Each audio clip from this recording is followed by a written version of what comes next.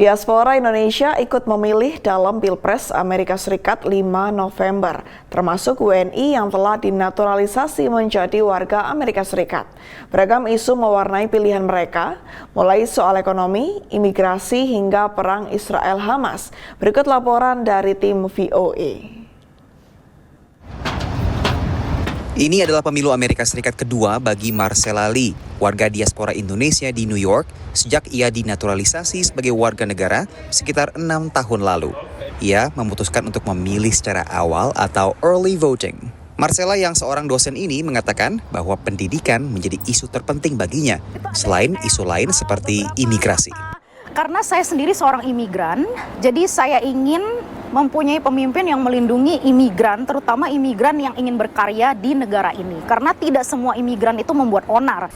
Pilihan Marcella dalam Pilpres jatuh kepada capres Partai Demokrat, Kamala Harris. Karena mungkin mempunyai prinsip yang hampir sama atau align terhadap prinsip para imigran yang datang ke negara ini. Isu-isu lain mengemuka bagi Ricky Suyono, diaspora Indonesia di negara bagian Florida yang pindah ke Amerika pada usia 14 tahun. Ricky menyoroti banyaknya imigran tanpa dokumen yang kini masuk Amerika. Banyak illegal imigran, dan juga kan saya juga pindah ke sini waktu kecil, jadi saya imigran. Dan saya ingat waktu kecil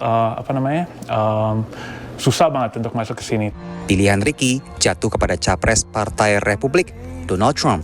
At the end of the day, dia run the country beautifully. Negara kita waktu dia jadi presiden, ekonomi kita perfect. Beragam survei menunjukkan isu terpenting bagi pemilih pada tahun ini adalah soal kondisi ekonomi. Imigrasi dipandang lebih mendesak oleh pendukung Partai Republik. Sementara pendukung Partai Demokrat lebih mengutamakan isu kesehatan dan hak aborsi. Selain isu domestik, kebijakan luar negeri Amerika Serikat juga menjadi salah satu faktor tahun ini yang mempengaruhi pilihan warga negaranya. Salah satunya adalah terkait dengan perang Israel di Gaza dan keterlibatan Amerika Serikat yang mempengaruhi opini sejumlah diaspora Indonesia yang tinggal di Amerika Serikat. Termasuk Anissa Shop, warga diaspora Indonesia di Wisconsin, salah satu negara bagian penentu dalam Pilpres ini. Saya nggak mungkin milih presiden yang nggak peduli dengan kemanusiaan ya. Anissa yang bekerja untuk sebuah organisasi penanggulangan KDRT memilih capres di luar kedua partai besar alias third party. Sebetulnya saya betul-betul kecewa ya, dari 300 juta orang Amerika kita cuma dapat 2 kandidat yang saya lihat terus terang aja saya nggak gitu happy. Selain Partai Demokrat dan Partai Republik, sejumlah parpol juga mengajukan capres dalam kontestasi Pilpres setiap tahunnya, termasuk Partai Hijau dan Partai Libertarian. Meski suara yang diperoleh biasanya tak terlalu signifikan dan bahkan sejak 1968 tak pernah memenangkan satupun suara Electoral College.